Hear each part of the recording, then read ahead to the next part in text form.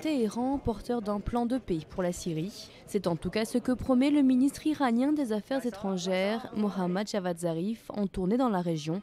Mardi à Beyrouth, le chef de la diplomatie iranienne a joué la carte de la coopération pour lutter contre l'extrémisme et le terrorisme et a cherché à se faire du Liban un allié pour son plan de paix en Syrie.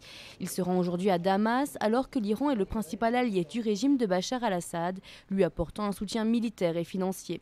À présent, Téhéran veut donc peser dans les négociations qui sont en cours, notamment entre le président Bachar al-Assad, l'opposition syrienne, la Russie, les États-Unis, l'Arabie saoudite et la Turquie. Mais les pourparlers s'annoncent compliqués. La Turquie et l'Arabie saoudite réclament le départ des miliciens iraniens du territoire syrien ainsi que la démission de Bachar al-Assad.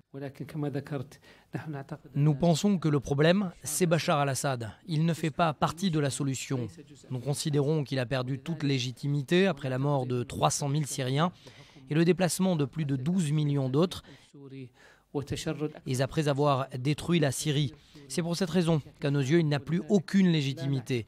Il n'y a aucun rôle pour Bachar al-Assad dans l'avenir de la Syrie, de quelque façon que ce soit. Et Téhéran n'est pas prêt de céder sur ces demandes. Sur le terrain, des groupes islamistes et forces pro-gouvernementales ont décrété une trêve qui a pris effet mardi matin.